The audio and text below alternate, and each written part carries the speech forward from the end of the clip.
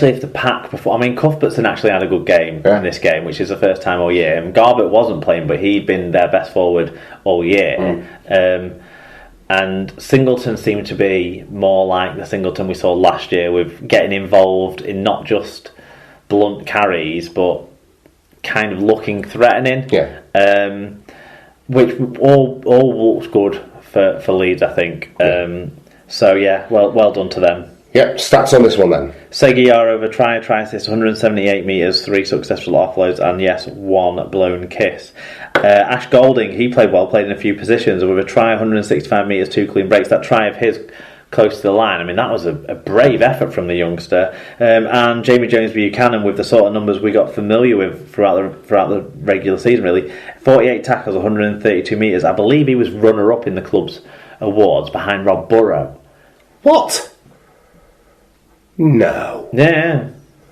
Jeez. Player of the season, Rob Burrow. It's not what you know. How is it it wasn't the Jimmy kind horse. It's not what you know, is it? Yeah. That's atrocious. You can't honestly say that that's been a stellar year for Rob Burrow. The kind horse got the fans award, but and I think he might have got the coaches. I don't know. Right. Anyway, Rob Burrow got the main award, as it were. Right. Fair enough. Well, for Lee, Willie Tonga with a try assist, 109 metres, and Mitch Brown, 160 metres. So both the former NRL centres there, performing well. Taking us to Mitch Brown town. Brian Davies said it was enjoyable fare, but Lee will way off their best. How old is their side though? Realised watching this that I dislike Lee Smith almost as much as Sean Wine. I'm with you on that one, Brian. I can feel Pet Hate 13 coming on. Yeah, get it sent in, Brian. Love to hear that one, Definitely. absolutely. He's got some vitriol in him, hasn't he? He has, and I don't know where it's come from. I like it, that's alright. You don't have to be, I like a spicy Bri. We're big fans of Bri. Absolutely. In fact, I want to get Bri on the show to talk about his stadium tours this year. Did he get around them all, do you think? It must be coming to an end now. I don't know, but it'd be good to get him on to chat about it. Yeah, it certainly would. Get in touch, Bri. Someone else I'd quite like to get on the show. This could be something we expand upon. I know we get fan reviews and stuff, but I'd quite like to get, every couple of weeks or maybe once a month, a fan on to talk about him a bit and expand that out. And someone I'd like to hear from, if his mum and dad will let him, would be Tyler Cass fan. Not inviting him up for a night out in Blackpool, that's for sure. We're not having the U-Tree boys coming around knocking on our door. But Tyler got in touch. He said, scruffy game, not helped by the referee, who hadn't had a good game since Wembley. Sayaro, the only shining light in a really dour game where Leeds always had too much. A voice from the opposite side of the world joins us, Mitchell Darts. He got in touch and said, Leeds show we are the best team in the Super League qualifiers.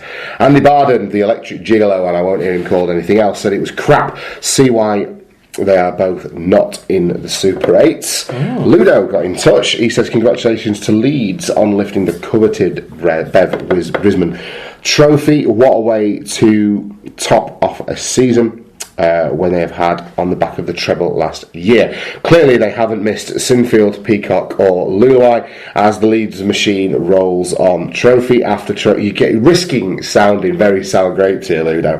As the Leeds machine rolls on winning trophy after trophy in their absence. I know that next season the priority for McDermott and the Rhinos faithful will be retaining the Bev Risman trophy. Good luck, guys. That's very funny stuff. Colin Render says good to end the season on a high and to get a few of the youngsters some game time. Mr. Watkins certainly enjoyed his kicking duties. Didn't matter if he kicked them, he still had a smile on his face. That's the way to play sport. Yeah, well, Sutcliffe went down with a leg injury, didn't he? And so Watkins took over at the last minute and showed that he's not a goal kicker. Yeah. Where was Jordan Lilly? I don't know, Cubs, possibly. Maybe Beavers. Rich Wilkinson got in touch, and I will not tolerate him abbreviating his own salutation. It's now then, lads, or nothing at all for me, not NTL, you lazy swine.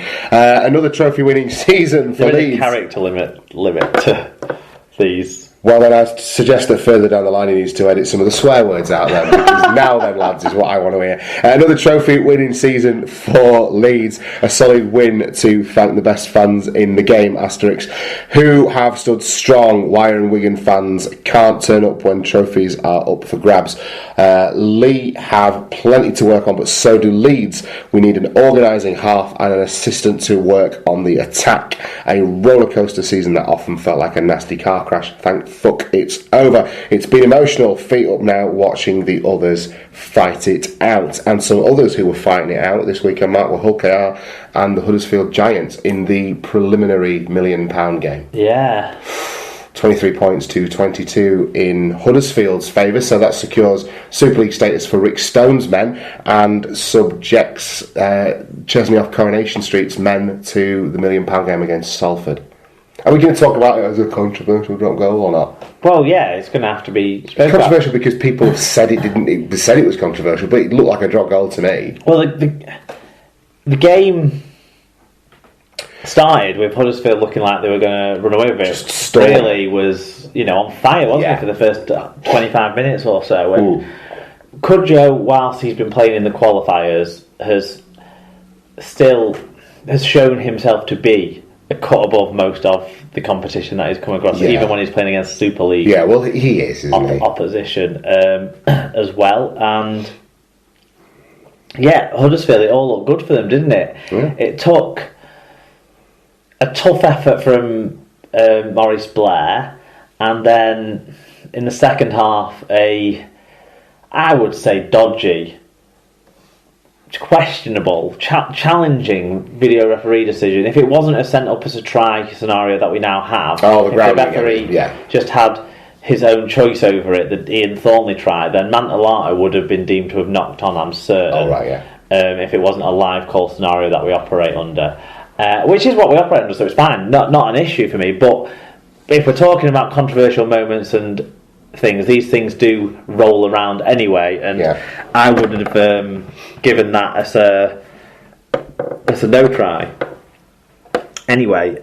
But they really muscled their way back into it. Hull KR, great spirit was shown, and it looked like they were set up to probably win the game. I mean, momentum isn't a real thing because it can be lost so quickly in a game of rugby league, but they did have a good positive force behind them in that second half, and it really did seem like it was going to end in their favour. Then the Danny Brough, Huddersfield got in a position a few times, and Danny Brough managed to kick the drop goal, which I've not seen anything to convince me it wasn't a drop goal. Huddersfield, no strangers to over the post or over the. Well, I think that's part of the reason he puts them up so high. But from what you saw on TV, it was a drop goal. I think it was. I think the referee was in a good position to give it, and I think the referee actually had a fairly good game. To be completely honest, with what was on at stake as well, and the way it was called. Hull KR still had their chances, and Terry Campese, his most telling contributions both came in the next few minutes before the game ended. And in what was a very exciting culmination of the game. Now, the drop goal attempt from 40 odd metres out that hit the post. When it left his foot, I thought it had no chance. And then it sort of swung back round, and then you started to think, hold on. All those weeks on the treatment table are starting to pay off. And it hit the inside of the post and bounced across the goal, and it was just. To be a Hull KR fan when that happened, you must have felt it wasn't going to be your time, but you still had chances. There was the play that Campese was heavily involved in, shoving Jake Connor off the ball, which was a clear and deliberate push and was rightly pulled back by the touch judge. But the play that they put on after that moment was great to keep it so alive and get so far wide and put it in the hands of Thomas Minns, who's had a really, really good season for them. Yeah, definitely. Credit to the young player there. But gosh, and then obviously the aftermath has been Peacock losing his cool. Yeah, I think obviously there's a lot at stake and on the line for people in that level of responsibility at a club. When your club could be faced with relegation, I think you need to temper that with showing a bit of class. And he has done that traditionally over the last few years of his career, but he hasn't. I don't think he approached this the right way. No, it was an error on his part, but it doesn't take the gloss off an exceptional career for my money. No, it doesn't. Oh no, it doesn't overshadow his entire career. But in the frame of who's this man right now, it certainly overshadows. Yeah, absolutely. His contribution to the sport right now. Passionate and ill thought through. And he gets away with a ban for touching a referee, which he absolutely shouldn't do. And I think that's one of the things that there should be no grey area with. It's not like it shouldn't be by degrees. It should be if you touch him. Well, I'm not even certain that Cocaine didn't get a bit of a touch on the referee as well on the way through. But to me, that was in the same level as some of the Grade B charges we'd seen earlier in the year or later last year. You know, the Ben Curry one in the Cup last year, and the Liam Watts was it this year at Magic? I don't recall that one, but I do recall the Ben Curry one. It's similar in style to that. Anyway, there was one this year at Magic. I can't remember now which player it was. What was Charlie's? Charlie's was a bit more forceful. What grade? He got a grade C. He got a C, did he? Right there. And we talked about that at the time. I think this should have been in that grade B category. There was more behind it than just. I mean, I suppose the heat of the moment applies, but it applies to all of those instances because they were all around. Well, most of them were around tries being scored or not. There's going to be some conversations to be had if his performance in the £1 million game directly and tangibly impacts someone's survival. Didn't he get a grade A, and then because he's been retired all year, he managed to have it as a... Well, he's got the EGP, hasn't he? So he doesn't have a ban. So he'll play against Salford, you would anticipate. So... just muddies the water further still, really, doesn't it? Statistically, Ujo is standing out for us in this one. Well, Ryan Brierley, 2 tries, 1 try assist, 102 metres, 3 clean breaks. Leroy Cudjoe, 1 try, 5 tackles, 142 metres. And Sebastian Ikehifo, bravo, 139 metres. That's the way. For Hull KR there. I don't know if they've had their awards night yet or not. I can't remember reading about it, but Cancillo, for me, would be their player of the year, probably. With a try and 145 metres, he underlined that. Josh Mantellato contributed with 135 metres, and Dane never scores a try but never stops trying for his team. Tills, 134 metres. I've got a Dane Tills stat for you. The only Hull KR ever present this season is Dane Tills. There you go. There's a stat. There's his contribution. Yeah. I thought you might like a stat, Mark. Do you not like a stat? No, I didn't know. It's not apropos of anything. I'm not about to drop some serious Dane Tills. I didn't know it wasn't a established fact. Well, because we spoke so much about how he played every game and not had a try. He does play every game, but it's more about the people that go missing around him than anything else. But I'm giving you a Dane. Don't shoot my contributions down. I'm only joking with you. Bringing the Dane Tills knowledge. Tyler Cassfan says Giants are a different team when Brough and Brearley are in the mood. They approach this game with the right attitude. KR didn't wake up until the second half. Debatable drop goal winner, but KR had a lucky try given too. Tim G Radio, I am fed up of this sport. This year is officially no fun. No hope for the £1 million game. Feels like we've gone from calamity to calamity this year. Ludo got in touch and said, I hope the RFL are going to hand a 2-match ban to Jamie Peacock like they did to Charnley for his handling of the ref. I mean, we know the RFL are biased towards Wigan, so surely they will. On the subject of Jamie Peacock, I Twitter unfollowed him on Saturday after his pathetic comments and lack of respect to the fans of the game. Finally, let's concentrate on a 50-50 drop goal but ignore a clear knock-on by Thornley before Mantellato's try. Yeah. Tend to agree with. I think it's the other way round there, but yeah. Mantellato's was. Yeah. Okay, Batley took on Salford at the Foxes Biscuits Stadium, and it just wasn't to be, was it, for the Bulldogs? 14 points to 42 losers at the hands of the Salford Red Devils, who secure their place in the £1 million game with it all to play for next weekend at Hull KR. Yeah, no hiccups. It all went to plan, which seems like it's not been the way for Salford this year, traditionally. And of course, what that means is that Tim Sheen steps down from his role at the Salford Red Devils.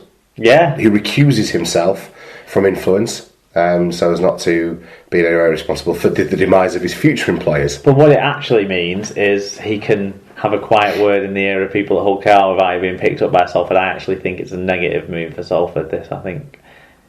I definitely don't. I certainly don't think it's good news for Salford. It opens up question marks about his involvement with Hull KR this season if he can give any tips to, because he'll know. Do you he'll think? know intimate details Of course about he will. injuries Of course that he people will. will be carrying that Hulk KR may not know. Of course he will, and that's obviously a possibility. Do we think that that's doing a man of Tim Sheen's stature within the game and perhaps as a person a disservice? Maybe as a person, but Maybe stature in his game, the guy wants to win, doesn't he? Of course he wants to win, but He wants to be maybe a Super League. but he doesn't also wants to be able to look himself in the eye in the morning when he's shaving. So maybe he just recuses himself and doesn't get involved. Yeah, well, let's hope. And lets the chip fall I would hope that's the way where it they goes. may. That's what I would hope.